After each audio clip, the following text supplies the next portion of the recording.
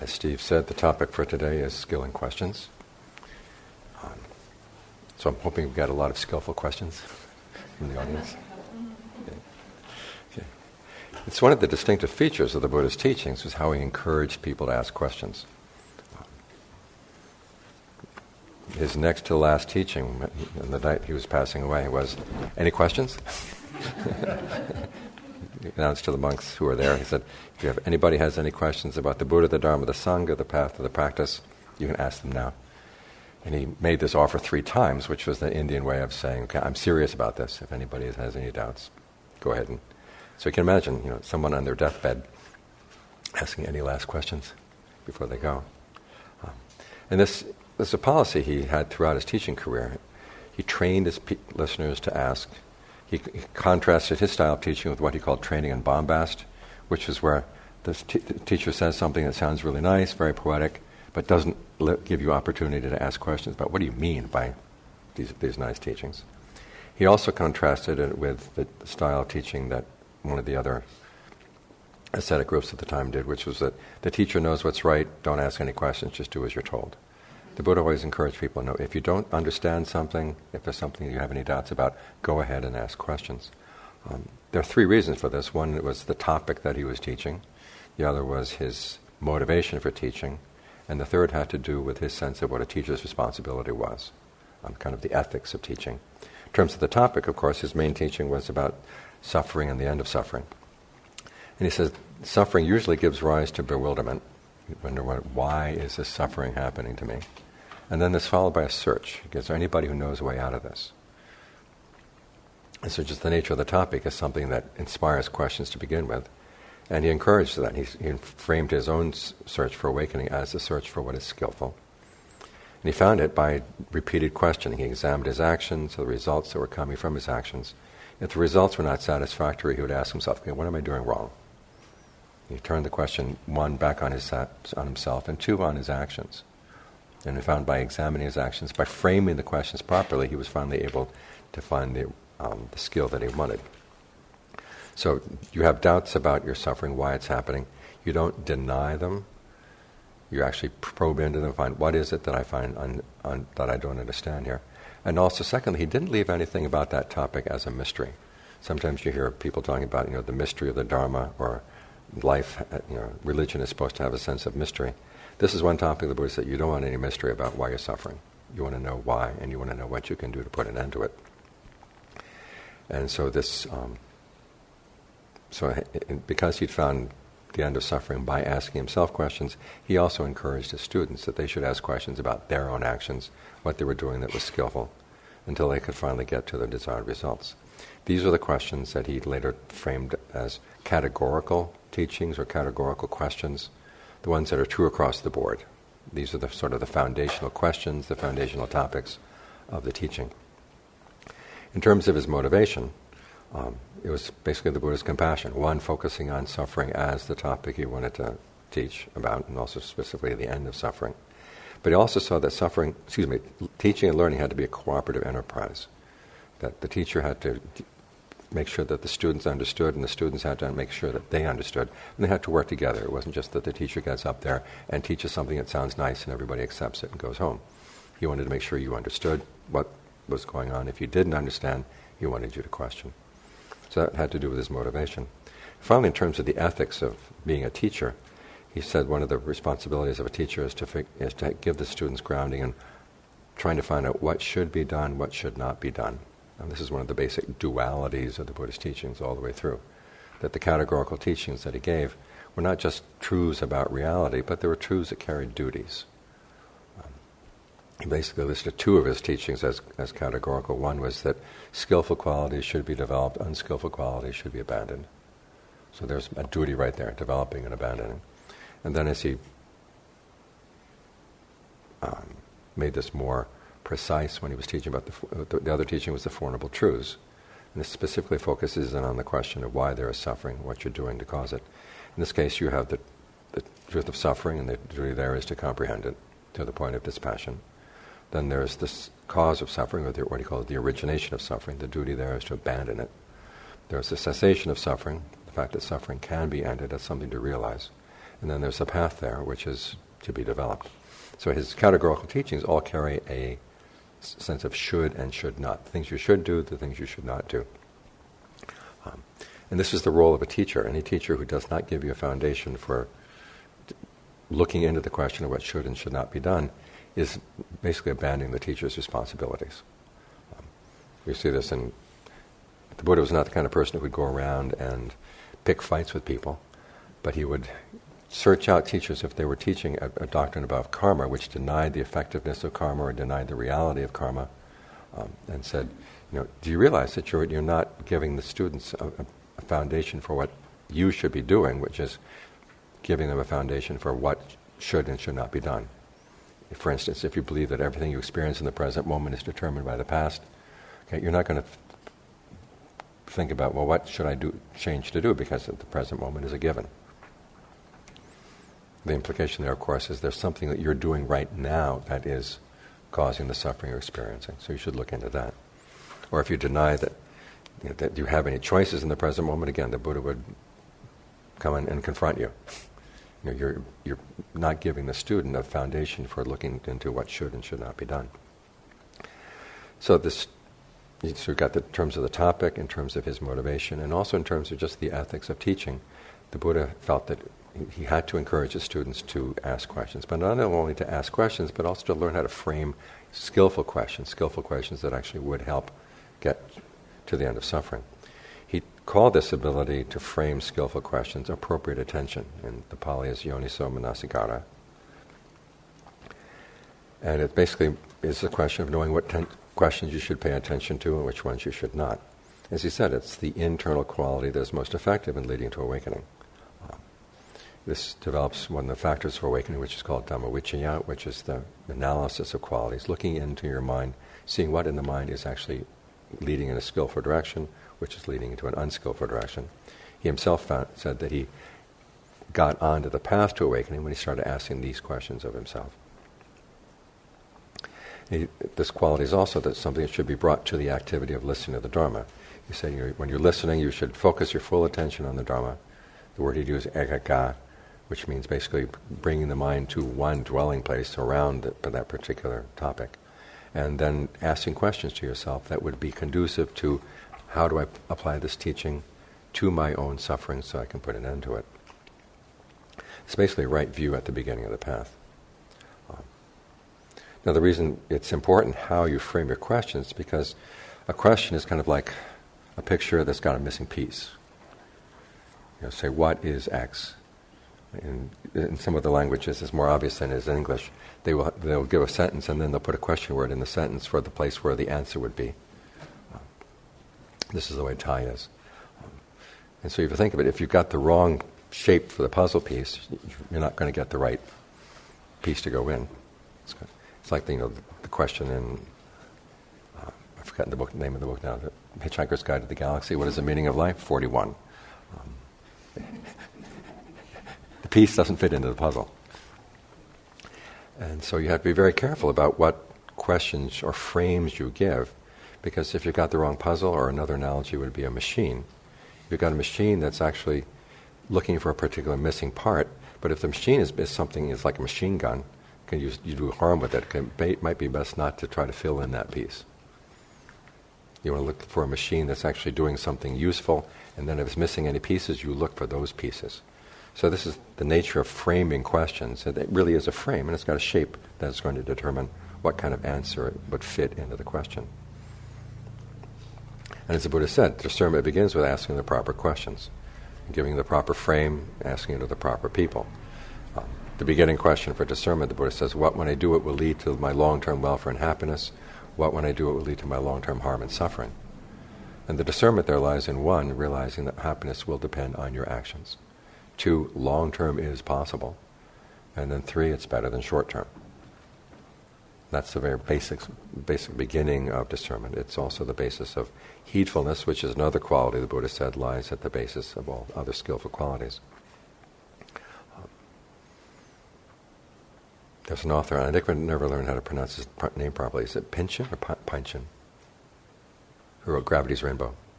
Pynchon, yeah. He one time said, if they can get you to ask the wrong questions, it doesn't matter what answers you come up with. which I think is very perceptive. So the Buddha is basically saying, to be a good student, you have to learn how to ask the right questions so that you actually get useful answers. We see this emphasis on questions in the way the Buddha framed a lot of his suttas. You can imagine, giving a discourse to people and expecting them to memorize it while they're listening. Now, suppose you were expected to memorize what I was saying today. I would have to think very carefully about how I would frame my teaching and how I would express it. I'd have to use a lot of repetition. I'd have to be very careful about how I frame the issue. And this is one of the things we notice in the Buddha's teachings. Again and again and again. In the suttas, he will start out with a declarative statement and then pose questions about it. And then in the course of explaining it, filling in the blanks in the questions. So this gives you an idea of what question a particular teaching is meant to answer. And given that with the suttas, we also have the question about who's there, who asked the question. The Buddha asks if it's a dialogue. Or who is he talking to? Is he talking to the monks in general, or is he talking to someone from a different background? And if so, what does that have to do with the kind of answer that he's going to give? So you get a sense of whether this is an answer that he would give across the board to everybody, if it's to monks in general, or is it specifically an answer he would give to Brahmins, or an answer that he would give to kings, or an answer that he would give to ordinary lay people. And here we see the Buddha's standards for his speech would be that it would be true, beneficial, and timely. It would be, basically there were sort of 3 checkpoints before he would open his mouth and say something. The first one, is this true? Secondly, is it beneficial? If it's not beneficial, even though it was true, he would not discuss it. And if it's true and beneficial, then the question is this the right time to be harsh with the listener, or is this the right time to be gentle with the listener? And so the question that the listener may have asked, or the question that the listener's presence may have posed for the Buddha, is very important in understanding specific teachings and particular discourses. And he said that one of your measures of a person's wisdom or discernment is how they approach questions. And he talked about 4 types of approaches, and that's going to be the topic for today, is these 4 different ways he had of approaching questions, or of classifying questions. Some questions, he said, deserve a categorical answer, in other words, something that's true across the board. Others require an analytical answer, which, in other words, you would have to take the question and you'd have to reframe it a little bit before he would answer it. In other words, the question wasn't quite right, or it was coming from a misunderstanding, and before he didn't want to propagate that misunderstanding by just giving an answer to the question. He'd step back and say, look, we have to reframe the question. We'll get into a couple examples of this later on. And then there are questions that would require cross-questioning, which he would ask questions of the listener, or the person who asked the questions, before he would give his answer. Now, in some cases that would be because he felt the person would not understand his answer when he gave it, so he wanted to make sure that they were looking at it from the right framework. In other cases, it would be he was trying to get them to ask questions of themselves, basically to repeat the process that he went through on the way to his awakening. He said, look at your behavior, try to measure it against these standards. Does it measure up? And if it doesn't measure up, okay, what can you do to change? This is also a technique that he would use in debate. He would pose an analogy, or usually give an example, and then ask questions of the other person, basically get the other person to commit to a particular interpretation of the example, and then he got him. We'll talk a little bit about the Buddha's getting involved in debates. The way he would debate people is, 1, he felt if the person were truthful, and 2, if he felt the person would benefit from the debate. He wasn't there just to score points. The one example I can find in the canon where he actually was scoring points was because the person had brought along an audience. And for the sake of the audience, he wanted to make sure that the audience was very clear about which particular interpretation was right. And finally, there are questions that would be put aside. In other words, the framework of the question is totally wrong. It would either get you on the wrong path or just distract you from the path. And so those are the questions he would say, I will not answer this question. He would give a reason. It wasn't just he said, okay, I don't want to talk about that.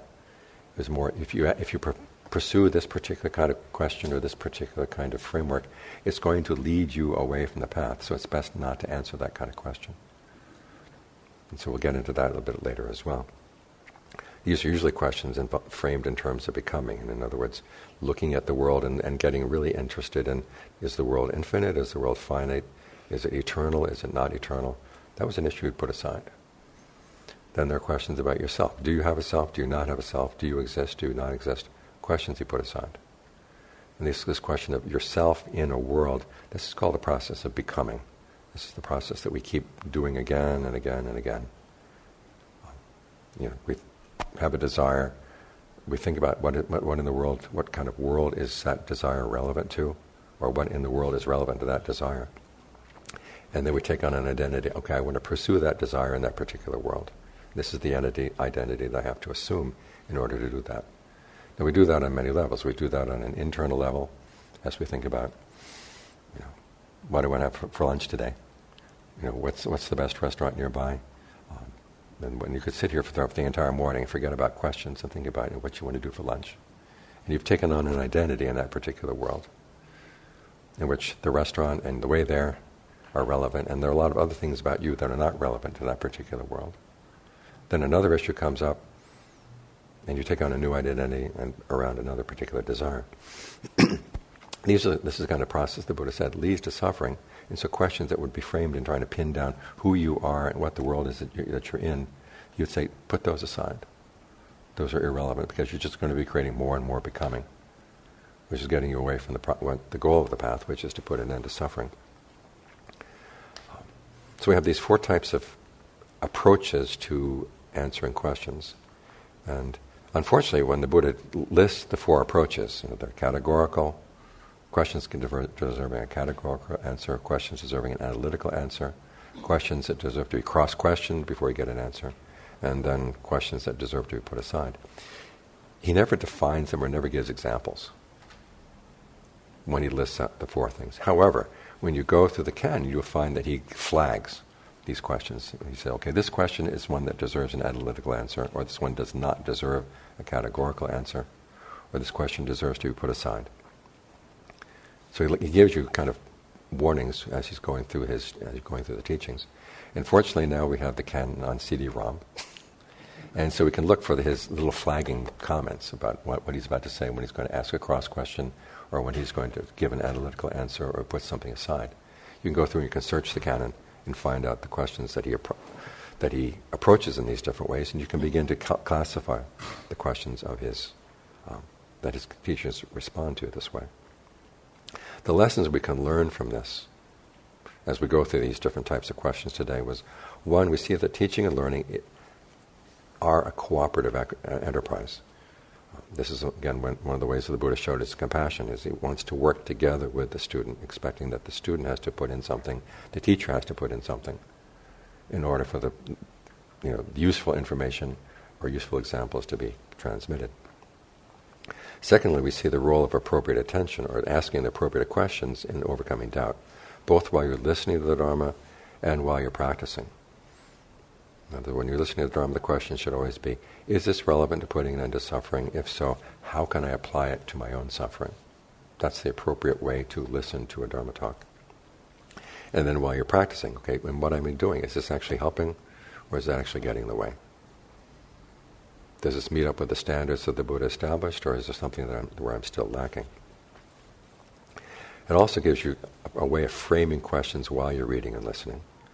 One is when you're learning how to read specific suttas, you look at the framing question. So what question is this particular teaching designed to answer? And how large a part of the topic is it going to cover? And then secondly, when you're listening to teachings in a general way, what are the framed teachings? What are the basic underlying teachings that the Buddha presents? And which other teachings have to fit into the context? In the case of that first type, what are the questions that a particular sutta is meant to answer? Probably one of the most important examples is there are 2 of them, but the Satipatthana Suttas, the one in Majjhima 10 and the one in Digha Nikaya 22. This is a case where the Buddha makes a declarative statement about the practice of establishing mindfulness. And then when he starts asking questions, he answers questions about only a part. For example, with the first establishing, you keep focused on the body in and of itself, ardent, alert, and mindful, putting aside greed and distress with reference to the world. And then when you get to that topic in the sutta, he says, what does it mean to keep focused on the body? Period. And it's the same all the way through with all the different establishings of mindfulness. It's simply, what does it mean to keep focused?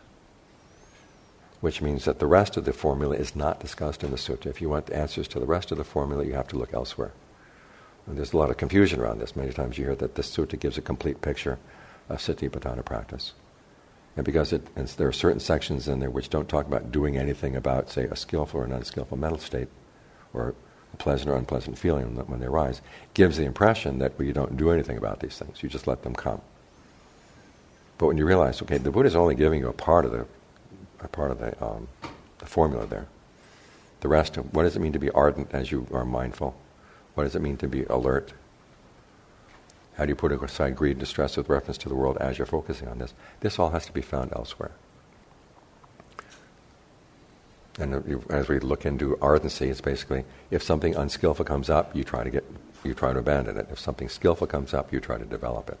So there are things to be done in mindfulness practice. You don't just watch things coming and going. Another example is the Buddha's first sermon. You look at the life that he led up to that point, and basically, as he said, it followed two extremes. Now, up to that point, it was believed that those two extremes were the only choices you had, either a life of sensual indulgence or a life of self-torture. And he comes up and says, look, the question was framed wrong. Both of the extremes are wrong. And then the middle path was an answer to the new question, which is there a skillful alternative? So here again, the way he reframes the question is an important part of the teaching in and of itself.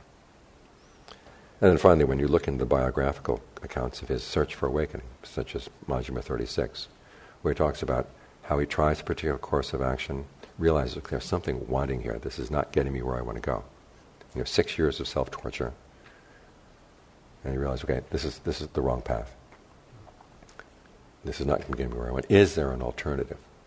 And so I had to realize, okay, there must be an alternative aside from the way he had been phrasing the question. So that's in terms of reading specific suttas, is learning how to look at what questions are being asked, how he frames the question, and to what extent is this particular teaching meant to cover the whole topic, or does it cover simply part of the topic?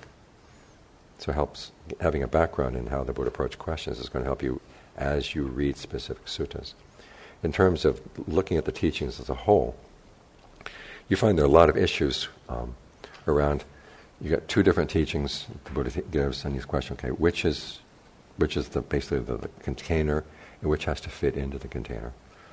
For example, one of the first questions you hear in Buddhism 101 all the time again, if there is no self, then who does actions and who receives the result of actions? That's taking the teaching on anatta as a foundational teaching, and the questions of karma would have to fit into that teaching. Given that if you assume that there is no self, then how can we say that anyone is an agent? How can we say that anyone receives the results of the actions? When you actually look at the teaching that the Buddha gave, it's the other way around. He starts with karma, and then he says, okay, given that we have intentional actions, what kind of intentional action is it to assume a self? When is it skillful to assume a self? When is it not skillful to assume a self? In other words, he looks at self as an action. And then there are times when he will have you use the concept of self as you develop the path. Other times he'll have you put it aside. And the question is learning how to read. When is this action skillful? When is it not? And so you take karma as the underlying teaching there. Another one is, do we have to fit our search for happiness into the reality of anicca, or do we use the teaching of anicca in service for our search for happiness? A lot of times you see, okay, we have to accept the fact that everything is impermanent, and then to find happiness we have to content ourselves with the fact, well, things will change, so I've got to put up with it. That's a defeatist teaching. That's not how the Buddha himself approached it. He starts with, okay, we're looking for happiness. And when you use anicca, it's basically to see this thing that I've been going for, is it really a satisfactory result? And if the happiness is impermanent, okay, it's not up to snuff. I've got to find something better. A third example would be, as a human being, what are you? And then based on your definition of what you are, what can you know? I was talking with a Dharma teacher a while back you're saying, well, given that we are just biological creatures, how can a biological creature, which is dependent on conditions, know anything unconditioned? So you're taking the definition of a person and then from that deciding what can people know. The Buddha's approach was the other way around. What can you know? What can you attain? And then, given that, okay, what assumptions do you make about human beings? And he found that something unconditioned could be found. Which means you go back and he looked at the way we define ourselves, and he ended up saying, any way you define yourself, you're going to place limitations on yourself. So you have to learn how to question your definition of what you are, based on the fact that you can't find the unconditioned. A lot of these different questions about framework and content come down to the question of which of the two big wisdom teachings in Buddhism are the frame. What are the three characteristics or the Four Noble Truths? And the commentaries basically say the three characteristics. In fact, when they define a categorical question, it's questions about the three characteristics. When the Buddha defines a categorical question, it's questions about the Four Noble Truths. And the question is, what difference does this make? If you assume that the three characteristics are a statement about the way things are, then you start out with anicca, dukkha, anatta. Okay, there is no self, therefore there's no agent. Recently, one of my students, whom I will call George, broke up with his partner of a long time, whom I will call Martha. And he happened to talk to a Dharma teacher and for some advice on how to handle the situation. And she said, well, you have to remember, ultimate terms, there really is no George and there is no Martha. And as he told me, he realized that this is bad advice. But they asked me, well, why did the Buddha teach that there is no George and there is no Martha? And I had to tell them, the Buddha never said that. We can get into that later if you want to get... But he never said the question, is there a self, is there no self? It was a question he put aside. Is there a being, is there no being? He never says there's no being. He defines what a being is, and it's a process. But it's a process that we're continually doing. Okay. But if you have this belief that ultimately there is no agent and there is no self, it teaches irresponsibility. You're kind of copping out. George can't reflect back on his relationship with Martha, what he did wrong, because there is no Martha, there's no George. It does not encourage a sense of responsibility for your actions. And when you're not responsible for your actions, then you can't really expect to learn from the situation. So it's kind of a cop-out. Secondly, if you accept the idea that the three characteristics are this across-the-board description of reality, in this context, clinging means holding on to something with a misunderstanding that the object is permanent. Therefore, if you hold on to it, something, realizing, okay, it's temporary, then there's no clinging. But that's still suffering. Third, there is no such thing as long-term happiness. Everything is impermanent. One of the images I've seen in this context is the idea that we're living on the beach, the waves are coming on shore, and we can't say, well, I prefer good waves over bad waves.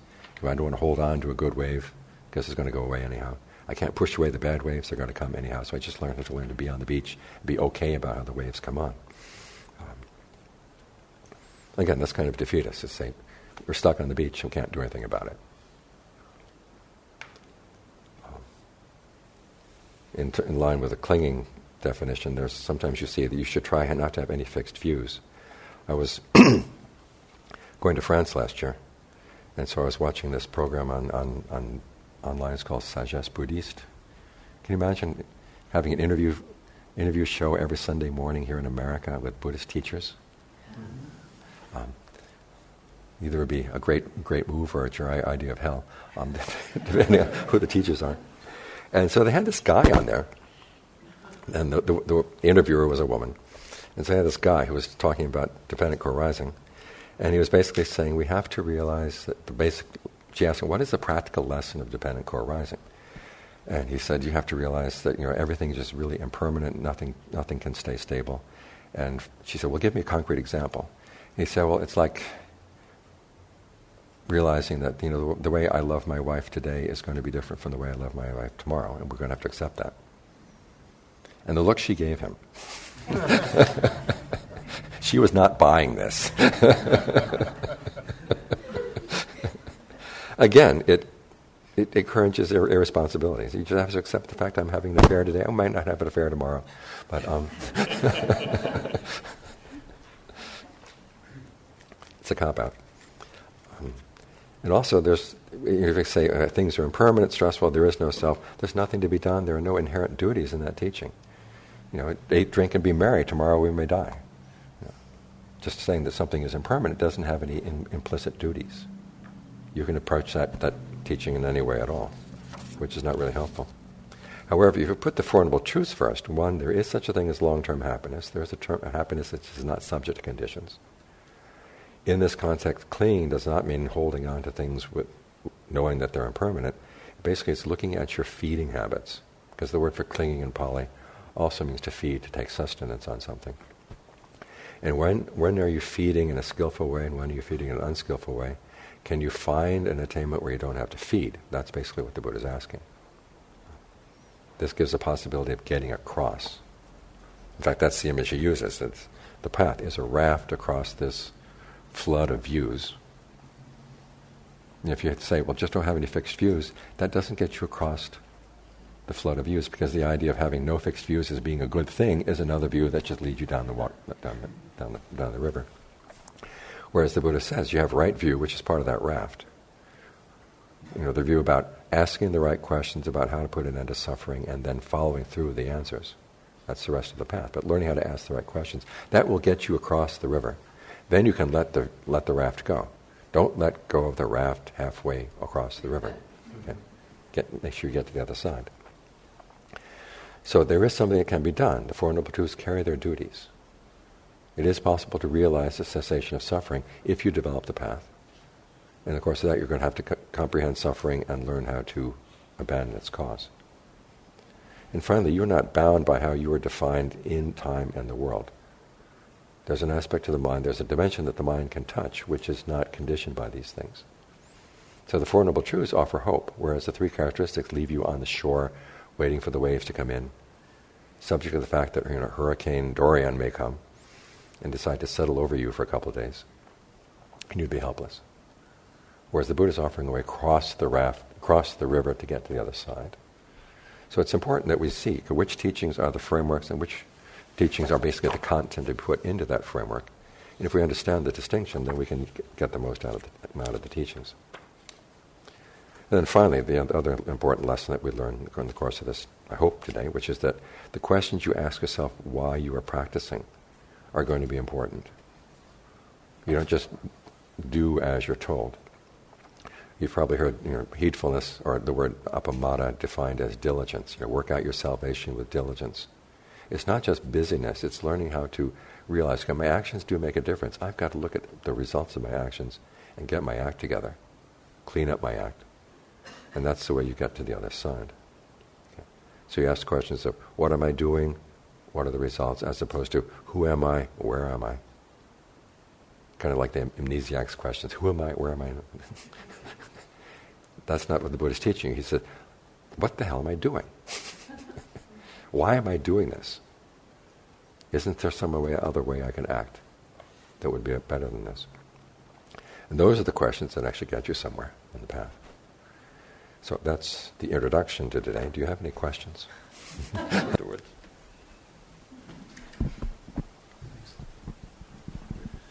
Thank you very much. First question I have is with regard to the occasions in the suttas where the Buddha teaches the sort of process of going through the three characteristics, or what's later called the three characteristics, as an insight process. Mm-hmm. And I wonder if it may be suggested that those fit somewhere within the process of the Four Noble Truths. Exactly. Okay.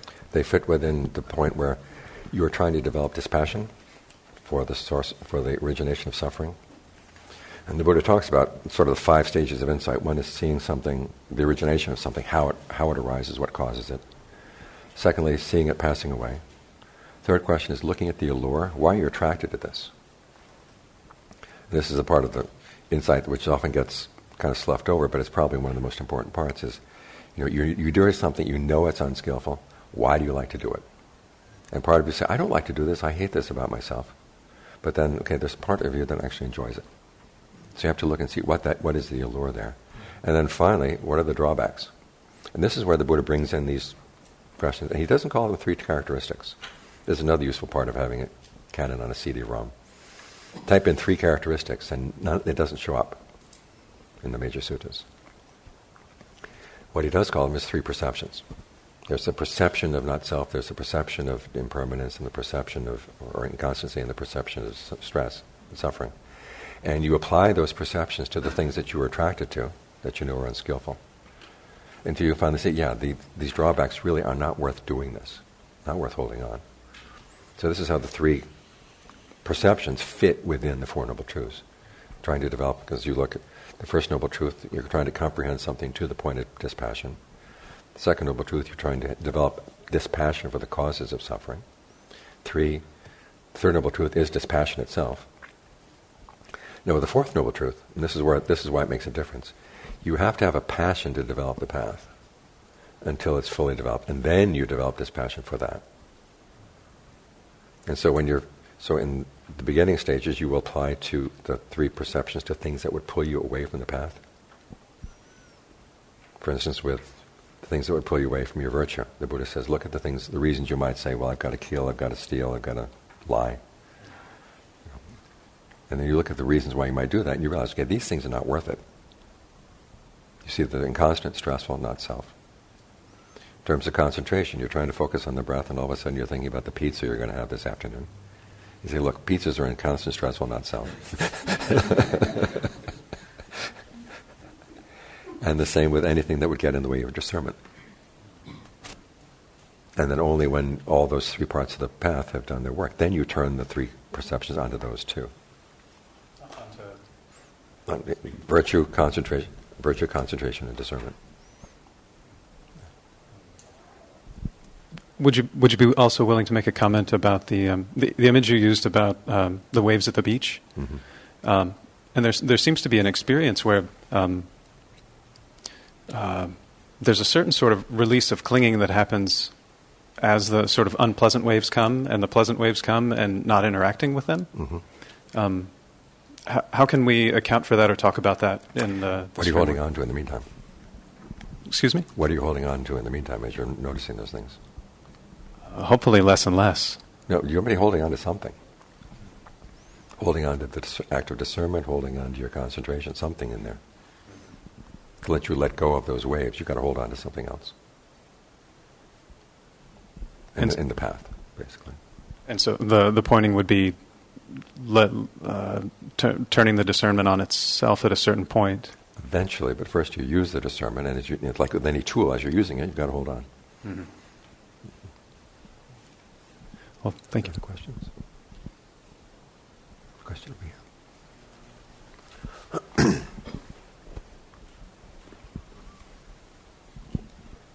Actually, this is more of a personal request. I'm finding what you are teaching quite interesting and intriguing, and I'm really struggling with really hearing you well, and the rate of the speech, it feels very fast, and so even when I was being guided, I found the guiding, like I really wanted to hear and really catch what you were teaching in the guided meditation, and I could not capture it. Okay, and I find myself in that kind of way right now, and so I'm feeling a little bit stressed. Okay, I'll slow down. Realize this was a 500-page book, and we got to get it in one day. Oh! I'm so glad I asked that question. There's an urgency to teach us much. Okay, I'm sorry. I will slow down. That will help.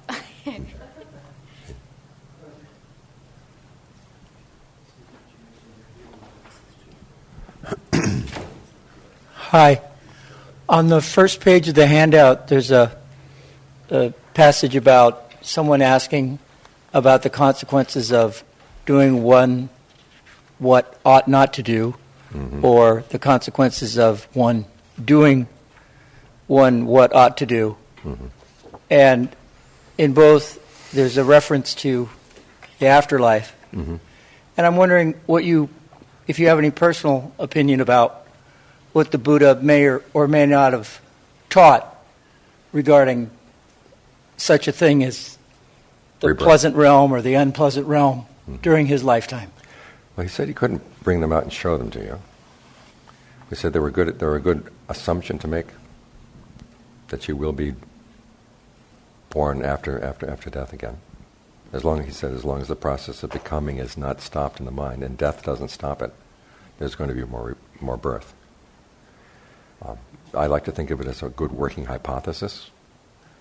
At the point of stream entry, you see that it's true that you may not remember the details of previous lifetimes, but you do see that this was, the year you were born was not the beginning of your experience, and that it's not going to end until you've ended the process of further becoming. So it's a good, and until that time, you take it as a working hypothesis. And how does that concept of you fit with anatta? Okay, again, the Buddha did not say there is no self, but he just said there is a process of becoming that continues, where you cling. Clinging is enough to keep you going. A sense of identity continues. We'll get later. And the question about is there a self, is there no self, that's one of the ones the Buddha put aside.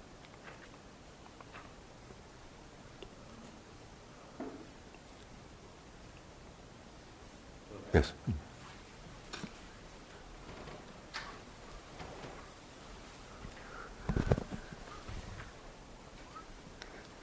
I really resonated with the questions to put aside.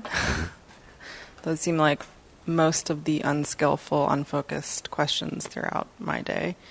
And I'm wondering what practical advice you have about allowing the mind to put them aside, not during meditation, but during daily life. Questions you ask yourself or questions other people ask you? Questions I ask myself. Okay. That Well, just say, look, I don't need to know. It takes a huge load off of your mind. I'll take it. Okay. It was like when I was a junior monk. I came from a college where you're expected to know everything. And I found that being a junior monk, I could say, don't ask me, ask a John Fuang. Life was a lot easier back in those days. But it's important that you learn how to recognize the questions that really they just keep you spinning your wheels. Thank you.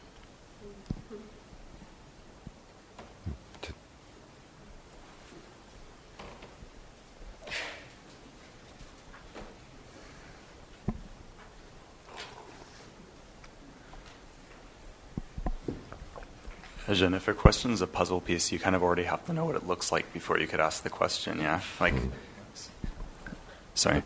If a question is a puzzle piece, you have to know what it looks like before you could ask the question, but the point of a question is to clarify what's unclear. So it seems like you're kind of caught in a bit of a catch-22 there, because you have to know what you're wanting before you even, but you're asking for it as well. So how do you... In a case like that, you try, and if this puzzle does not work, then you throw it away. That's part of the cross-questioning, is you look at your questions as a kind of karma. Mm-hmm. When I'm asking this question, does it lead me in a direction? And in the Buddha's own case, he found that he was, 6 years of self-torture, he said, this is not working. Yeah. So he goes back, he said, okay, what was the question? It's like that. Gertrude Stein's last words. All of literary Paris was gathered around her bed as she was dying. At one point, she lifts up her head and she says, what is the answer? Puts her head back down. And everybody's sitting around, I don't know. And then just before she dies, she lifts her head up and says, well, what was the question?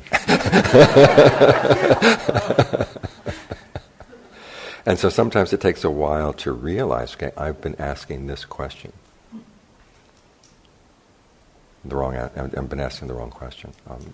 Two cases immediately come to mind. One was John Fuang was telling me that when he was a younger monk, he had these tremendously bad headaches chronically.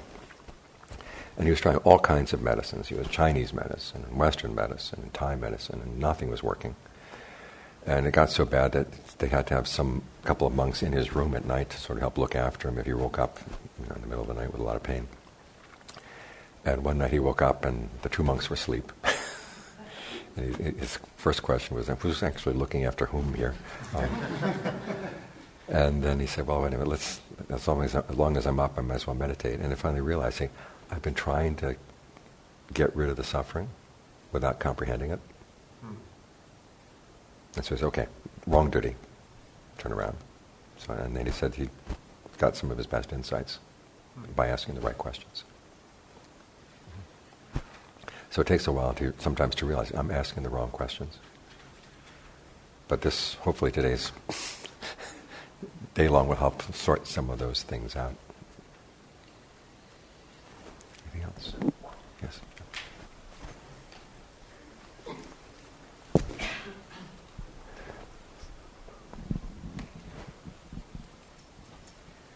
That was a lot of information that you gave. So there's a metta question, M-E-T-A, and then another question in relation to that. It seems like a person can go in one of two basic directions, say, with the teachings. The first is, was the Buddha right? What is Buddhism? And compare that to other religions and other questions, and spend a lot of time just sort of spinning with those questions, and never necessarily even moving into what the Buddha was teaching. Or you can do the assumption saying, I'm going to, say, have faith that the Buddha knew something, that he discovered something, and he was consummate in teaching that, and just that. And I'm going to take my place where I am and try to figure out what hindrances are in this mind until I get to that point and say, I believe there is that end. And can you comment on just that kind of... Okay, there's a third alternative, which is the Buddha sounds intriguing. Let's give him a fair chance. Give him a try. And what's going to be required by giving him a try? And which is going to demand a lot out of you. But in the course of doing what he said would put you in a position to test whether or not his teachings were true. You develop nothing but good qualities. Mindfulness, alertness, compassion, goodwill. Is there anything wrong with those? It's okay. I don't know for sure, and he wants you to be clear about what you don't know. He's not saying, I believe the Buddha is my personal Lord and Savior. That's not the kind of attitude he wants. But he says, okay, to prove him wrong, you have to develop certain qualities before you'd be in a position to say yes or no. And given the fact that he's promising that it is possible through your own efforts to find an end to suffering, are you intrigued? Do you feel that it's a challenge that you would like to take on? That's your choice. So you don't have to say, okay, I have absolute faith in the Buddha to begin with, but you say, this sounds intriguing, it sounds reasonable. Let's do what needs to be done in order to prove him right or wrong. So that's my second question. In taking that approach, there are sort of a couple avenues. I can learn all that I can do. I can put all my effort into understanding all of these teachings in the canon and still maybe not get out of my suffering. Or simplify that to, say, these Four Noble Truths of, for today or for this moment, where is the suffering? And that may mean I don't understand a lot of the Buddha's teachings, but it still seems to be a more direct shot to realizing the end of suffering. What do you think the answer is to that? Well, then the question within that is, then how am I going to understand how to create the best questions? I mean, I know that is the approach that we're leading towards today, but what the confusion lies in,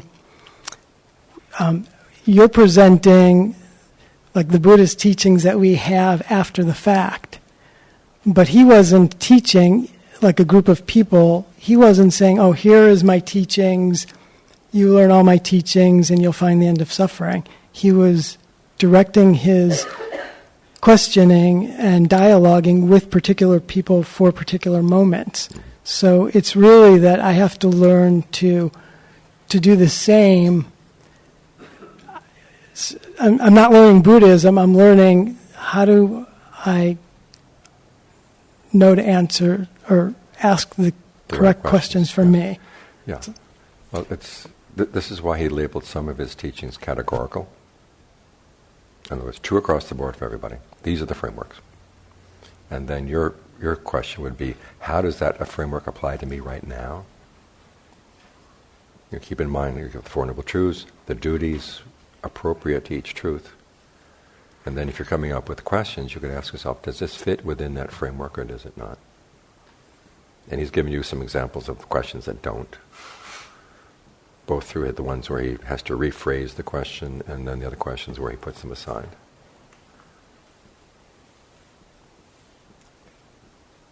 And that's his way of giving you some examples.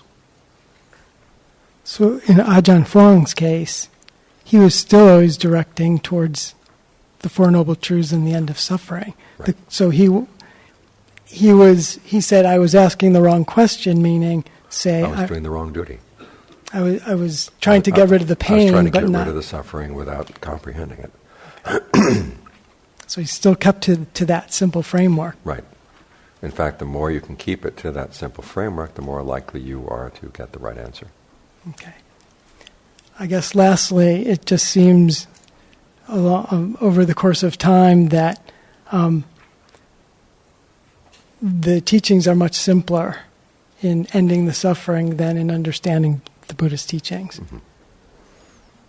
So, when I went to see Ajahn Fuang, his message to me was the message that all the monks would get in the forest tradition or the wilderness tradition, which is whatever you've learned from the Pali Canon, put it aside for the time being. Let's focus on what you have to do right here, right now.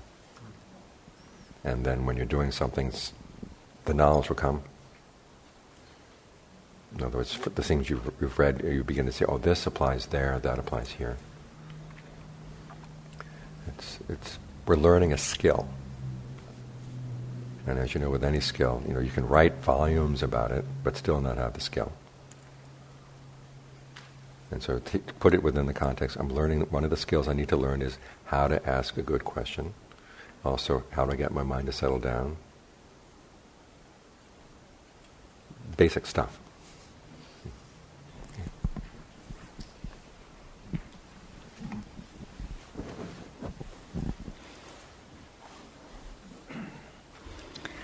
Okay, so it's getting a little theoretical for me, so I wanted to bring it to something concrete and see if you can help me. Mm-hmm.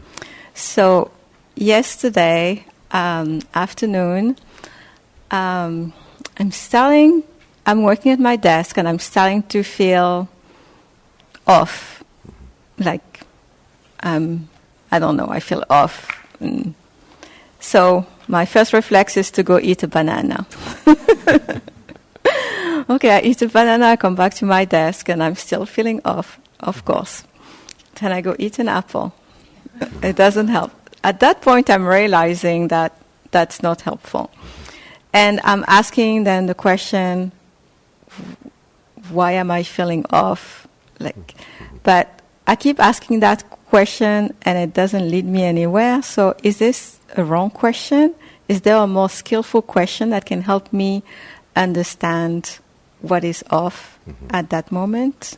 You might want to break it down to be a little bit more precise about, well, what is off? Is it a physical feeling or is it a mental feeling? Mm-hmm. And then if it's a physical it's mental. It's mental. Okay. But then sometimes you can attack it from the physical side. How am I breathing right now? Can I change the way I breathe without having an effect on how I'm feeling? And then the second question is, okay, what did somebody just say to me right now? Or is there some memory that's coming up right now that's disturbing me? And how am I dealing with that? So you can attack it from either side, which is the physical side or the mental side. Yeah, I mean, I try to meditate. Mm-hmm. and it was fine. But after I finished meditating, I just went back to feeling off the again? same stage. Okay, Yes. then in that case, there must be something, some issue from the day or some issue from some previous day which is beginning to bubble up in your mind. Yeah, so I mean, this morning waking up after meditating, I got clarity, but I'm because of the topic of today, I'm just curious, was there something, a better, more skillful question that I could have asked to not feel off for the whole rest of the day? Well, I'd say try to break it down into physical, mental. Mm-hmm. You've already tried the food cure. Yeah. No, that's not working. It was not working. No. And then you tried the breath cure. Yeah. And I took a walk. I mean, I really tried, but I feel that mentally, like if I go the mental path, I couldn't ask the question that would lead me there. Mm-hmm. So are you advising to go the physical route? I'd say go the physical route to say, at least even though something is bothering my mind, I can at least not let it hijack my breath, the way I'm breathing. And so I can feel physically okay, so I can finish my job for the day. Maybe the office is not the ideal place to sit and meditate and solve that particular problem, but at least I can do the temporary cure, get through the day, and then go home and say, okay, now that I'm home, I have time to look into this, see what the issue is. So try the breath as a Band-Aid. Okay, thank you.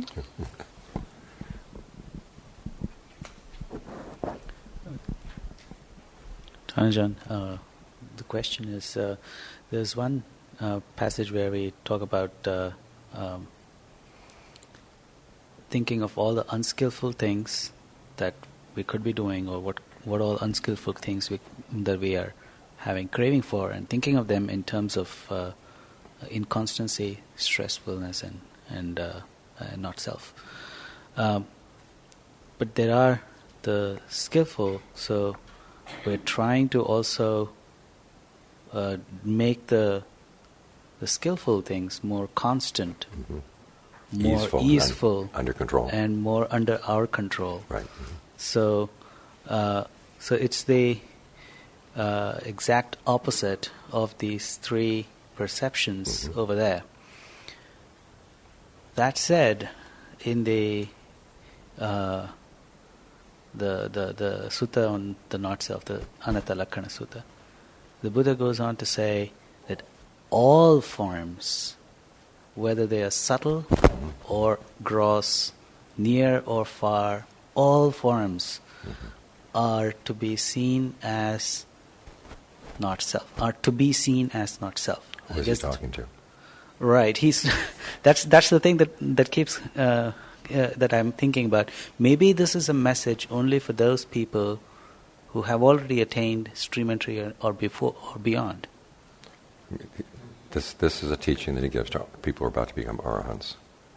Oh, to become arahants. Okay, so very, very close.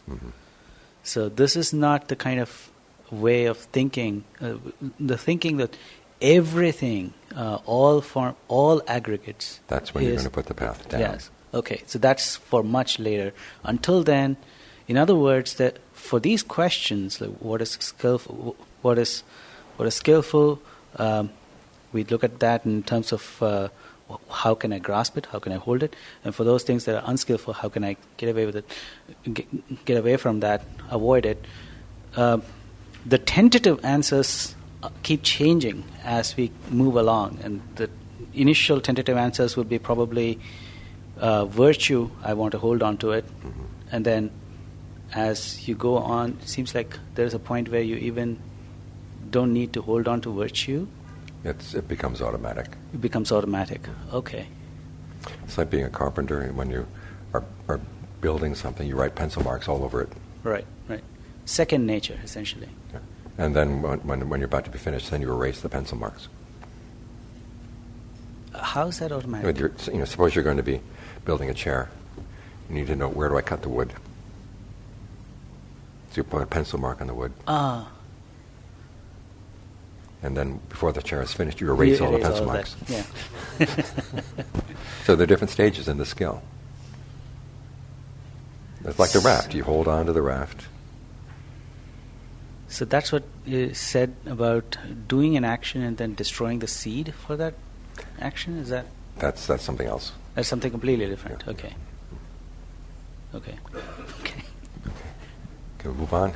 Otherwise, although I have found, I make a phone call and I leave a message and they say, "Are you there?"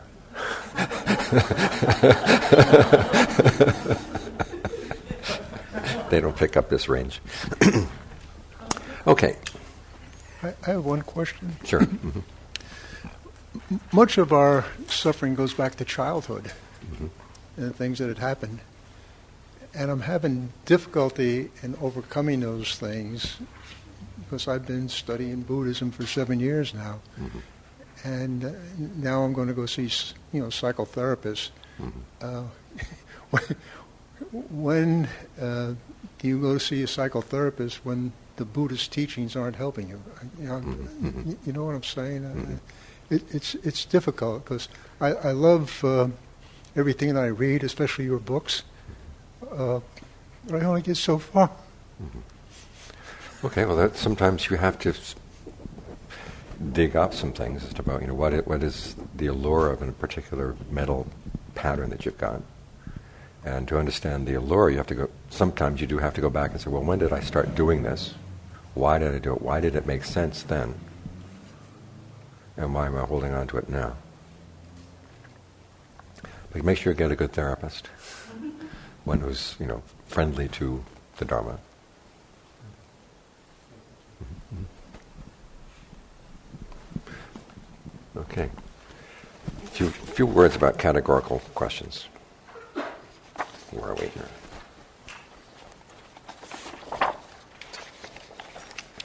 Whew.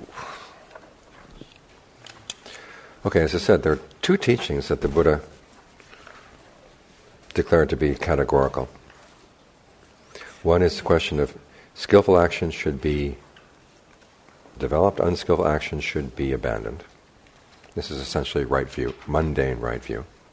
And then there's transcendent right view, which is the Four Noble Truths, together with their duties. So in each case, it's not just a truth dividing up your experience into different categories, but also saying, once you've divided it up, this is what you do with the different categories.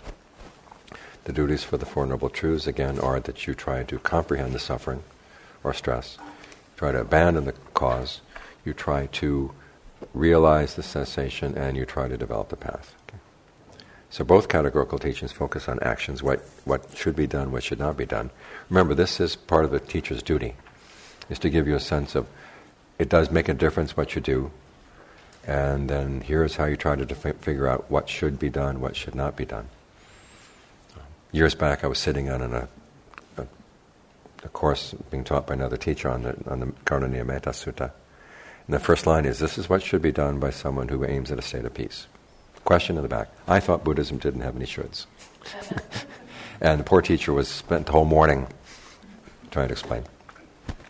The Buddhist shoulds are conditional on your wanting to put an end of suffering. If you want to put an end of suffering, this is what you got to do. If you don't want to put an end of suffering, you can do anything you want. But if you do, this is what has to be done. Okay, implicit in all this is the teachings on karma, that your actions do make a difference.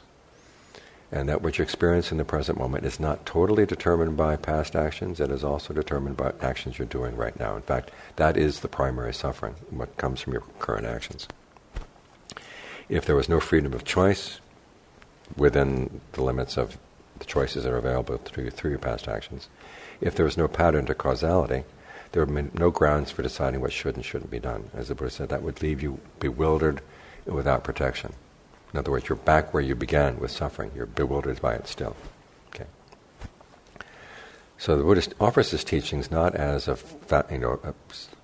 system of picture of reality. It's more a path of practice to be followed to a particular end.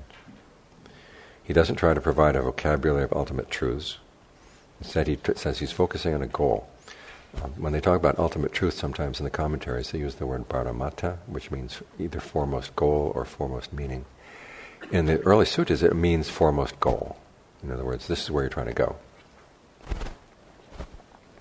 So his teachings are, like his images for his teachings are like the raft that takes you across the river, or the relay chariots that gets you from one city to another.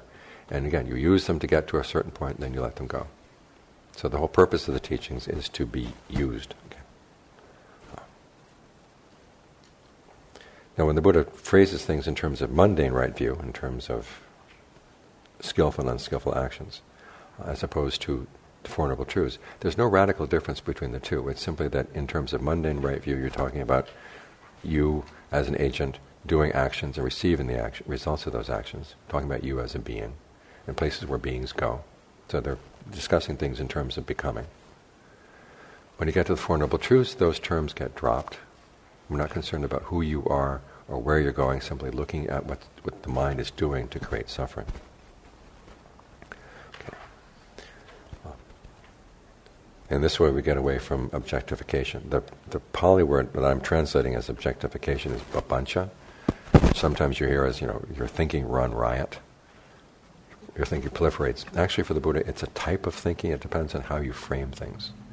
If you frame things in terms of, I am the thinker, then once you are the thinker, then you've got, well, who am I? What do I feed on in order to maintain my identity?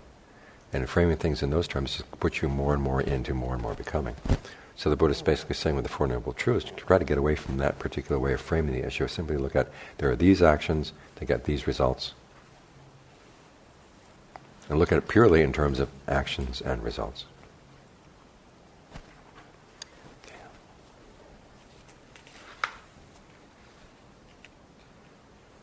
What this means is there's room for varying instructions at varying levels of the practice, like we talked about just now. When you apply the perception of inconstancy to something and when you don't.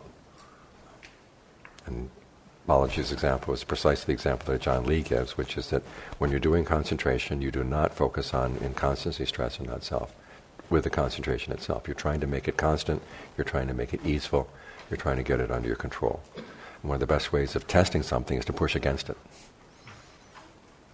and see how far you can go with that. Okay. So let's look at some of the examples of the teachings that the Buddha gives categorical answers to. The first one passage, these numbers here are the numbers that these passages have in the book, Skill and Questions. We're on page 1. So we're looking at passage number 21 on page 1. Okay. So one of the categorical teachings is that bodily misconduct, verbal misconduct, and mental misconduct should not be done. Now there are other places where the Buddha defines those terms. Bodily misconduct is basically killing, stealing, having illicit sex. Verbal misconduct is lying, intentionally lying, intentionally speaking in a way to divide people. In other words, you see X is becoming friends with Y, and you feel you don't like that friendship developing, so you do what you can. You tell them the truth. It's not slander. Sometimes this is translated as slander, but it's not. You actually tell the truth. You tell Y the truth about X in ways to make them break apart. That is unskillful.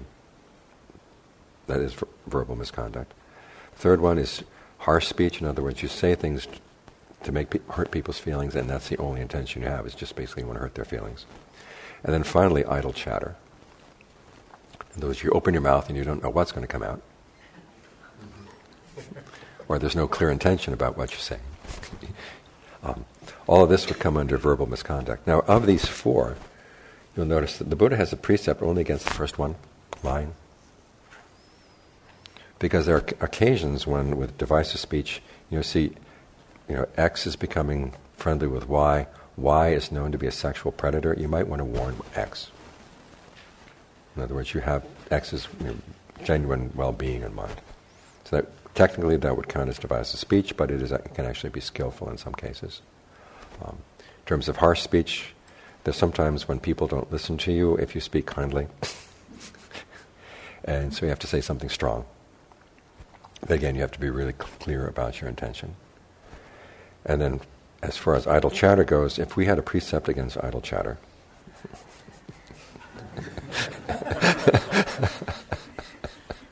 It would be humanly impossible.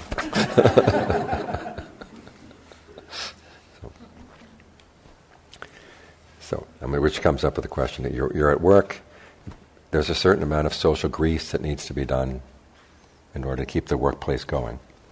Your question will then be, exactly how much grease do you apply?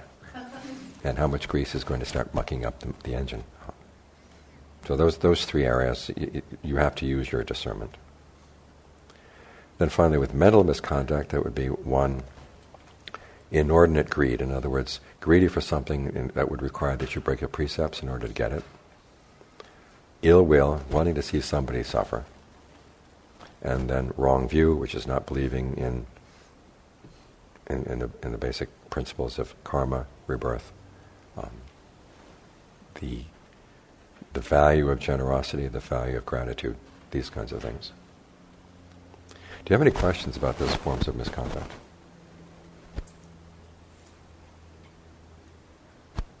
Yes, question in the back. Get the mic back in the back.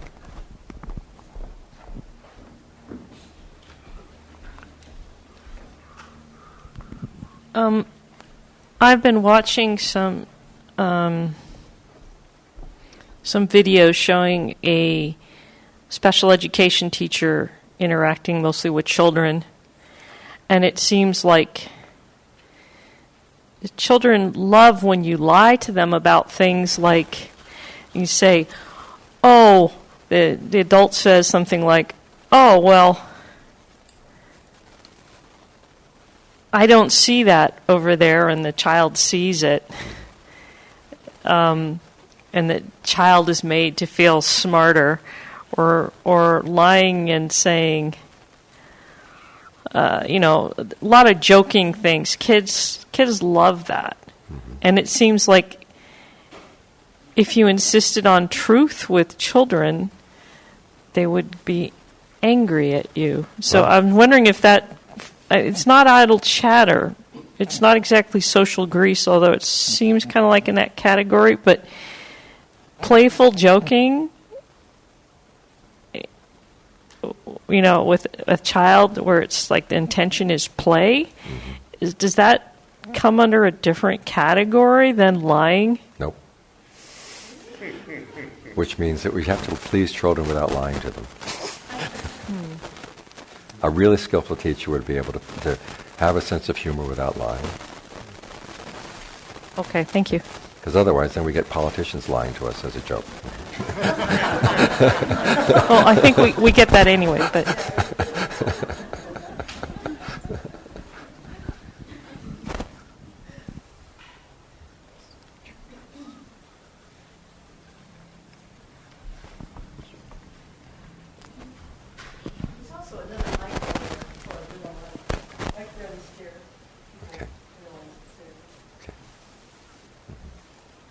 Anything else on verbal misconduct, bodily misconduct, mental misconduct?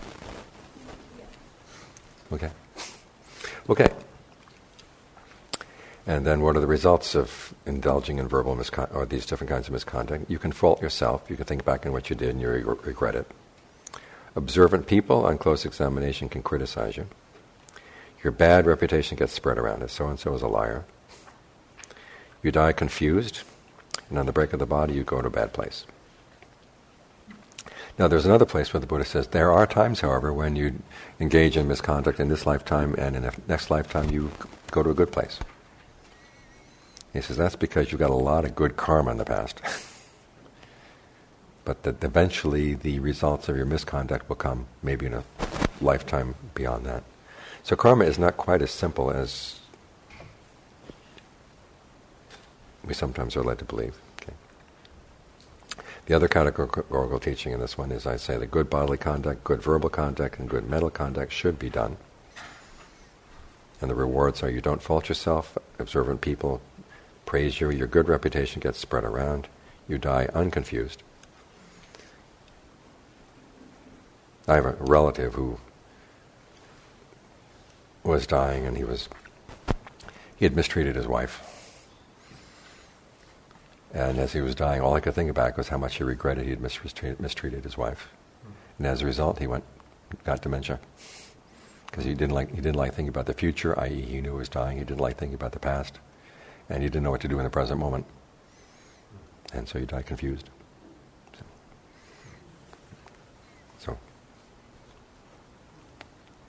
and you go to a good destination. Okay.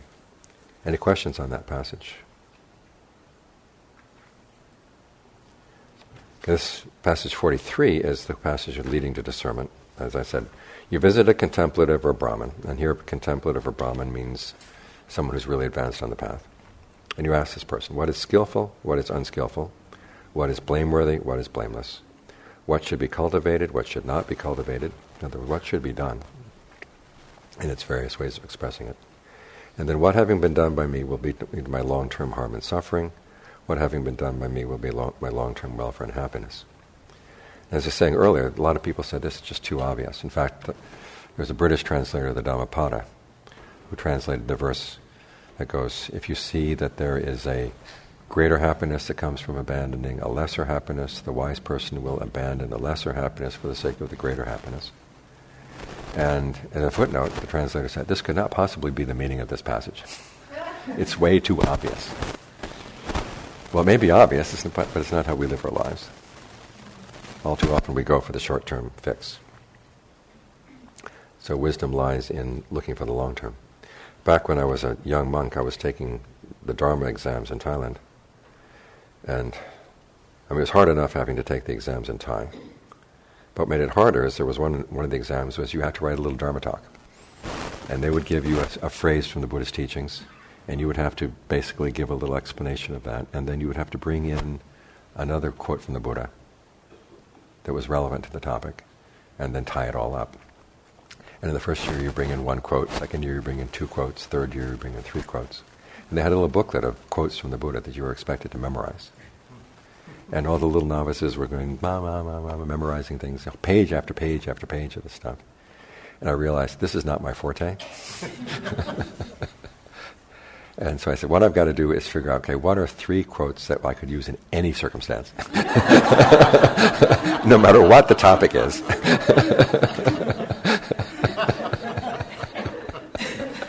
And so one of the ones I chose was that one of it. And if you foresee a greater happiness that comes from forsaking a lesser happiness, you choose the greater happiness. That got me through 3 years of exams. So, good principle. Okay. And then finally here, the one on categorical, is a discussion with Bodhisattva, where the Buddha talks about questions he did not declare and questions that he did declare. The things that he did not declare, which are not categorical, one is the cosmos is eternal, the cosmos is not eternal, the cosmos is infinite, the cosmos is finite, the body and soul are the same, the body is one thing, the soul is one thing, the body another. After death, a Tathagata exists. After death, a Tathagata, that means a person who has gained full awakening. After death, a Tathagata does not exist. Both exist and does not exist. After death, neither exists nor does not exist. These are things the Buddha just did not get involved with. These are the hot philosophical issues of the day. People would come to the Buddha and they'd give him this list. Okay, where did you stand on this? It would be like today going down some sort of political issue and saying, where is your stand on... everybody's supposed to have an opinion about certain things. And the Buddha said, I don't take opinions, I don't take a stance on any of these. And some people got upset. You're not teaching anything. He said, no, I teach what's skillful and what's not skillful. That's a distinction, which he goes on to later. That question about whether the Tathagata exists or does not exist, a lot of that has to do with when you define a being is defined by his or her attachments. It's where you're hanging on, that's what defines you. As I said earlier, the Buddha never said there are no beings. He said there are beings, they're defined by where they're attached. Whereas when you gain awakening, you're not attached anywhere, so you cannot be defined. Because you can't be defined, you can't be described.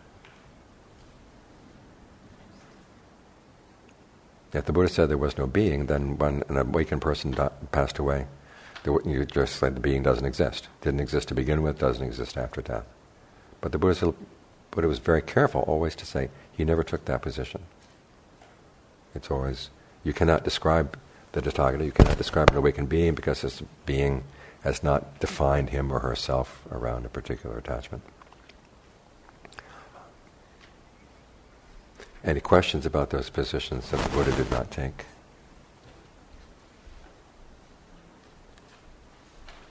We'll get back to this topic later on when he starts explaining why he did not take those positions. But if you have any questions about any of them right now. Okay. What he did declare.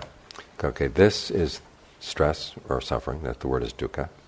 I choose to translate it as stress for three reasons. One is, I had a friend in Thailand who was a journalist. He says, why does Buddhism talk about suffering so much? I don't have any suffering in my life. I said, do you have any stress? Oh yeah, lots of stress. I said, that's what we're talking about.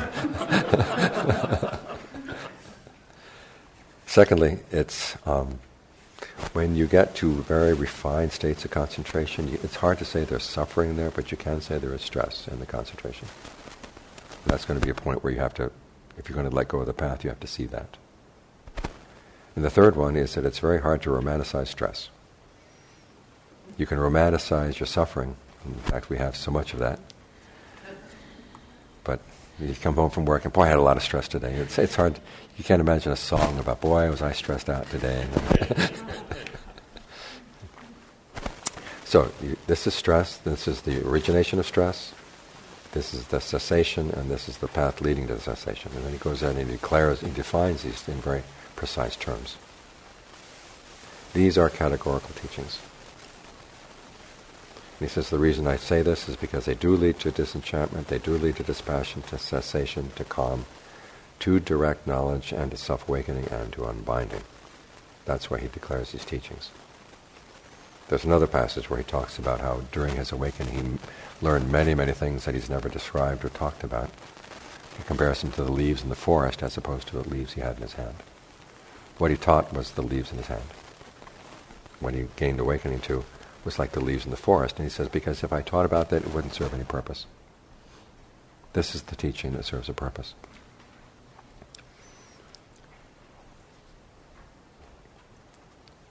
So these are the kinds of questions that the Buddha would have you, as you say, look at. What am I doing? Is the kind of action I'm doing right now, should I continue doing this or should I stop? He's coming from the position of seeing the mind as basically proactive. We're not sitting here with experience suddenly kind of being presented to us. We're out there looking for certain things. When you look at dependent co-arising, just this list of the teachings on the steps that lead to suffering, and sensory contact, your engagement with the world, comes halfway through the list. The message is that there's a lot of stuff you're doing prior even to the fact that a sight hits you or a sound comes to you. You're already priming yourself either to suffer or not to suffer based on how your mind is going out. And so what we need in an instruction, this is one of the reasons why the Buddha said a teacher's duty is to give you a sense of what to do and what not to do, is we need to learn how to prime ourselves in a way that we're not going to suffer from whatever comes up. Because we're primarily active, so we need instructions on how to act. So we don't have to keep reinventing the Dharma wheel every time we make a decision. So this is why he says, okay, this origination of stress is a kind of action. It's a kind of mental action, clinging, craving. The path is also a kind of mental action. There are perceptions, there are fabrications that go into making the path. These are his instructions of what we should do so that we can prime ourselves so that when we engage in the world, we're not going to have to suffer from our engagement. And we can then even go beyond that. So that's why the Buddha taught these things. And these are why these are his categorical issues. Okay. Any questions on the categorical teachings?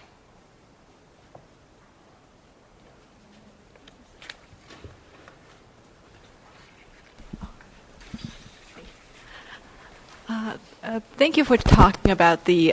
sorry, I'm over here. Okay. Thank you for sharing the categorical answers.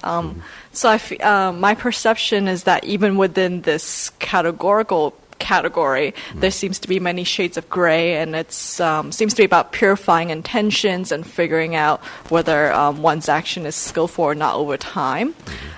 So I can see that as one descends along the path, you would see maybe retrospectively that wasn't a skillful action. So I was wondering what would you say is the feedback loop of knowing whether because I can go into over-analysis of like, wait, maybe this thing in the past I wasn't most skillful. But I was wondering, is it just through meditation, trying to follow the Noble Eightfold Path that one would then seek more clearly what would be the right action at the time, and to retrospectively evaluate whether that was the skillful thing to do or not, or whether this is like over-analysis, don't think so much about the past, and it's more about future actions. How are we going to learn if you don't think about the past? Okay, so... And the question is, how do you do this best? Right, exactly. And I don't know if you're familiar with the Buddha's instructions to his son, Rahula, where he comes to see Rahula one day, and the commentary tells us that Rahula was 7 years old at the time. Mm-hmm. And you get the impression that Rahula probably told a lie that day. Because the first issue the Buddha brings up is, if you tell a person who tells an intentional lie with no sense of shame, there's no good to them. And he has this dipper of water. Rahula had set out this basin of water with a dipper for him to wash his feet. So he has this dipper of water, and there's just a little bit of water left in the dipper after he's washed his feet. And so he says, see how little water there is in this dipper? Yeah. That's how little goodness there is in someone who tells a deliberate lie with no sense of shame. And then he throws it away. See how that water was thrown away? Mm-hmm. That's what happens to the goodness of a person who tells a deliberate lie with no sense of shame. Gets thrown away. And then he turns it over. See how it's turned over? Yeah. See how empty it is? Yeah. Get the message. And then he goes on, once he's established the principle that it's good to be truthful. Not only to yourself, but also, not only with other people, but also to yourself. And then he says, look at your actions as you would look at yourself in a mirror. He says, before you do something, ask yourself, this act that I intend to do, what results do I expect? And if you expect harm, you don't do it. If you don't expect harm, you can go ahead and do it. While you're doing it, you look for the results that come out. If you don't see any harm, continue. If you do see harm, stop. Mm-hmm. And then when the action is done, look again. Over the long term, what were the results? And if you saw that you did not cause any harm, he said, take joy in the fact that you're getting better on the path. If you did cause harm, resolve, I'm not going to repeat that mistake, and you go talk it over with someone who's more advanced on the path. So it's not just you stewing about your actions, but you get some advice. Mm-hmm. And also you learn how not to be afraid to go to somebody for advice. Say, look, I made this mistake. And then you resolve, okay, I'm not going to repeat it. So this is how you learn from your mistakes.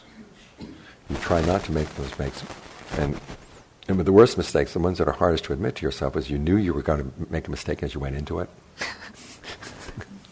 Because then you start lying to yourself about, well, it doesn't really matter. I didn't really do it. They deserved it anyhow. They don't matter. That kind of thinking. But if you try to act on your best intentions, and then you realize, okay, it was an honest intention, but I was wrong. It's a lot easier to admit the mistake. And so in this way you learn compassion for yourself, compassion for others. You learn to be honest. A lot of good qualities come from learning how to look at your actions this way. But the important thing is to learn how to live with the fact that, okay, I have made mistakes, but I don't have to repeat them. Okay. Thank you. Okay. Is there something wrong? The crackle out of the... Well, Is the battery running out? No, it's a microphone. Okay. Oops. Tanajan, is there a relationship I'm finding it hard to see the relationship between stress and clinging, because dukkha is defined as clinging. So I sometimes see clinging, I picture it in my mind as repeatedly doing the same thing or getting stuck on something because you just can't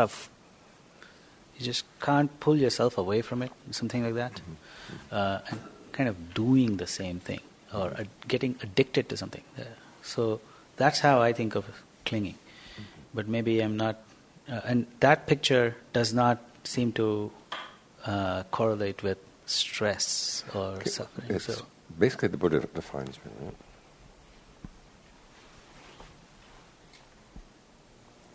Does this work now? Yeah. Okay. Basically, the Buddha defines clinging as kind of feeding. And you find yourself feeding off of something. And being in the position where you have to feed is inherently stressful. You know, I can't live without X. Or I have to depend on X. That's a stressful position to be in. It's obvious when, you know, X is something impermanent, that it's going to change, and you have to keep looking for new things. But even, you know, at the moment of awakening, if you try to grab on to the deathless, just the fact that you're in that position of trying to feed, it's a stressful position. So we feed off of certain actions, we get a certain satisfaction about acting in a certain way. You know, the Buddha defines clinging in terms of, you know, clinging to sensuality, that you like fantasizing about your sensual pleasures, that you have certain ways of habits and practices that you just have to keep doing again and again and again. I mean, the extreme examples, of course, are obsessive compulsive disorder. But all of us have a little bit of compulsion. That we have to do X a certain way. And that becomes something that we're relying on for our satisfaction, and it's going to be a problem. I mean, there was a teacher I heard one time say that he wouldn't want to live in a world where there was no suffering because he couldn't exercise his compassion. Which sounds kind of noble, but then you're beginning to realize, hey, wait a minute. Again, he's compulsion around being compassionate. So we can cling even to good things. And there's suffering there.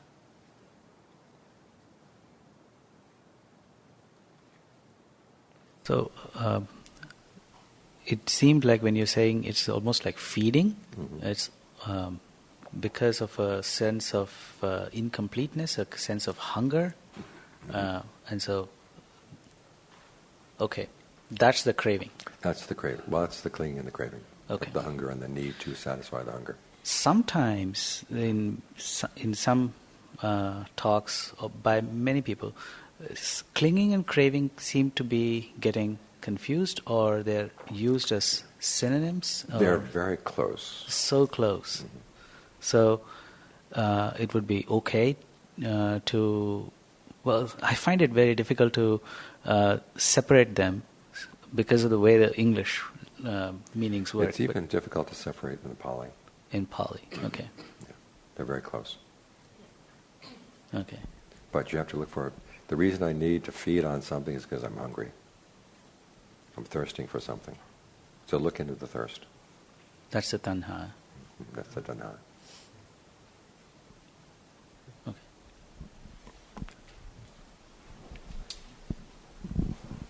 So then stress is both a physical and a mental The Buddha's tension? talking about the mental stress.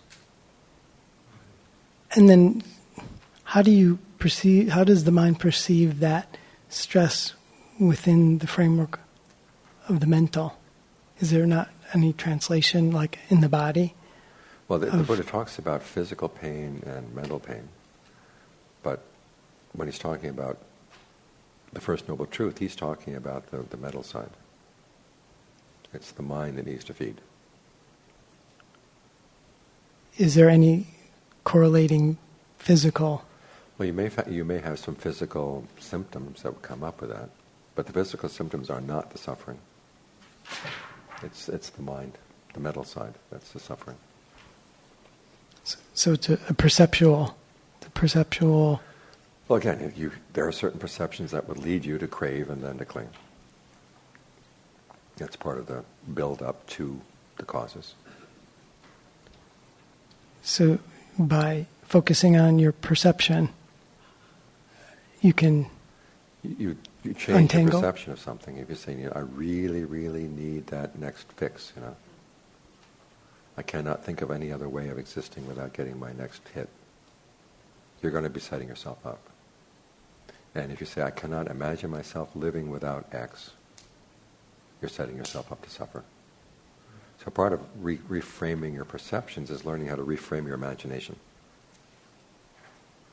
This is one of the reasons we have the teachings, is the Buddha allows you to imagine other ways of acting in the world, aside from the ways you have been acting. So you're watching your habitual patterns and then the connected perceptions. Mm-hmm. So you can unravel either way of redefining, reperceiving to something more skillful or refined. You know, when I first met John Fung, I made a comment one time about how the body needs sex. I grew up in America, that's what we're taught, right? He said, the body doesn't need anything. It's perfectly content to die. You're the one who needs it, you know. So you have to learn how to change your perception. You can't blame it on the body.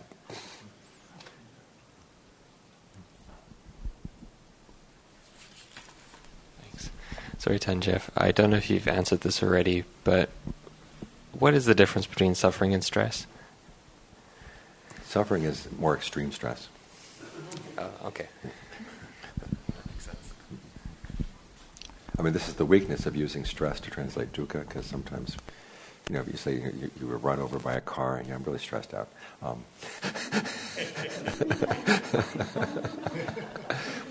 This is why I will use stress and suffering as kind of a conglomerate to cover the whole range.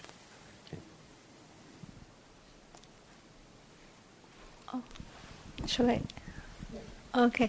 How can we develop more constant, steady, appropriate attention? Because during meditation, a lot of times we can do it, but during real-time situation, we got absorbed into the situation. It's hard to keep the appropriate attention. Okay, that's because you've gone into another state of becoming as you're in that other situation. And in that state of becoming, again, certain questions make sense, other questions do not make sense, because it's related to a particular desire. So you have to learn how to pull out and say, what is the desire that's pulling me right now? That's put me into this mental state where I feel I have to do X when I know it's not skillful. Yes, but when the situation is complex, when you're dealing with people, dealing with work, you tend to fall back to your habitual behavior or thinking, more automatic. You're not like the mindfulness. Sometimes it's not there. Like in every instant of time. Well, this is why you have to learn how to breathe. To remind you, this is one of the reasons why you do breath meditation, is that you get the questions of appropriate attention get associated with the breath. And so, you find yourself yelling at one of your coworkers, oh, wait a minute. I have to change the way I'm approaching this. Think of what would be, you have to think in the long, the basic issue of discernment is learning how to think in the long term, as opposed to what I feel, my sort of instinctive reaction right now. And that requires just you keep trying to remind yourself. This is what mindfulness means, is you remind. You're holding something in mind. Which is why it's good to take little meditation breaks throughout the day. Little 5-minute rest stops. And then say, okay, now can I carry my intention through the next, let's see when I lose it. And see how much longer I can maintain it. So as meditation goes on, that mindfulness will become more constant? You have to remember to apply it. Otherwise you become like the kind of person who goes down to the gym, lifts weights, and comes home and doesn't lift a finger. I guess what I mean is, as you practice, would it become automatic? No, it doesn't become automatic. You have to intend to apply it. Okay. My other question is, for the mental stress, is there any part of it that's related to biological factors? So it might not be as easy to... Our defilements have trained themselves so they can take advantage of our biological organism. In other words, when anger comes in, it will force you to breathe in a certain way. And you can say, if I don't get this anger out of my system, I'm going to explode or get cancer or something, so I got to get... it's basically hijacked your sense of your body. And, you can sit here and focus on, as I said, you focus on the pleasant sensations in the body, and it can be very easeful. Or you can sit here and see there's pain here, there's pain there, and you kind of stitch the pains together, and all of a sudden you find your whole body is consumed by the pain. There's part of the mind that does this. So you can't blame everything on the body, because sometimes the particular mind state hijacks the body and then tries to squeeze your nerves in order to do what it wants you to do. So we're dealing with the mental part. The mental part is the important part, yeah. Okay. Now you can work on the mental part by consciously breathing in a way that's more relaxing. But you can't blame everything on your hormones. Okay, thank you. Question way in the back. Okay, go ahead. I was just wondering about the needs, like the physical needs, like, for example, if there's homelessness, because you said something like the stress is mental, but what about if there are real things like the basic, like, food, housing, medicine, the requisite? Okay, and as an expression of your compassion and your generosity, you help these people. But I've known a lot of very poor people who were actually pretty happy. Again, a lot of the stress really is mental.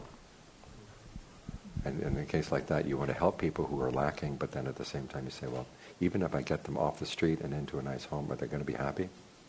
Not necessarily. They have other needs as well. They have more mental needs. So that's, I think you said before about the impermanence of the anicca from whatever, like I was taken by the image of the waves and everything that, I think I have regarded it as more like, well, when, you get a good wave, or like it's always going to be impermanent, right. But the whole, you're saying that the whole system is, the goal itself is impermanent, like when... No, the goal will be outside of space and time, which means it's not going to be affected by impermanence. The goal is outside of space and time. Yeah. The ultimate goal. Okay. I'll give you a preview for tomorrow morning's talk, which is that the present moment is not the goal. And the story I was going to use tomorrow morning, and I'll give it a little brief preview here. I was in France a couple of months back, and I was teaching there, and toward the end of the trip, I was standing in front of the hotel waiting for a ride to pick me up to take me to a Vipassana center to give a talk. And I suddenly realized that it was my first time in France since my arrival that I didn't have a translator with me. My French is god-awful. And suppose somebody comes up and asks me a question, what am I going to do? And sure enough, this telephone line worker across the street sees me. He comes over and he says, marvelous, marvelous, you're just the person I'm looking for. Does Buddhism teach you to be happy? I said, yes. And how does it do that? I said, well, here I'm struggling with my French, and teach you to be virtuous and generous, and you meditate. How do you meditate? I said, well, we've got a website. And so I typed in the address on his phone, and he thanked me and shook my hand and went back to work. And when I went to the Vipassana center, I told him the story of the line worker. I said, if I had told him that it meant just learning how to be with, and because his complaint was he had a miserable job and he was surrounded by dishonest people and it was really hard for him to find happiness. And if I had told him, well, just learn how to accept your miserable job and learn how to accept the dishonest people, he would have walked away. And that's not, just accepting is not the answer. And there's got to be something better than the present moment, which is what the Buddha teaches. And so, so what is that? Nirvana. Nirvana. So we're all moving towards nirvana, and well, that's what the goal is. Yeah, I see. There's a question in the back, and then we have to break for lunch. Thank you. The skills in question, I need to contemplate a lot more, but the first brush, what I'm thinking is the categorical answers are the ones that pertain to the path, how I do what I do. Mm-hmm. And anything related to the destination seems to be that section 22 part of it, it doesn't seem to be relevant. Is that a fair way to look at it? No, you do have to have some idea of what the goal is. Okay. And when the Buddha does talk about nirvana, mm-hmm. he gives about 30-some names for it to give you some idea of where we're headed. The question of who you will be when you attain nirvana, right. That's when you put aside, because that's encouraging more objectification. That's fair. I like that. The question is, if I'm clinging on to the destination, would I enjoy the ride? It's like driving to a mountain on the horizon. If you spend all your time looking at the mountain as you drive along, what's going to happen? Yeah. You drive off the road, you run into people, Fair. You focus on the road. Thank you. Every now and then you check your rearview mirror to make sure the mountain is not behind you. Makes sense. Thank you. Okay, we've got a break for lunch.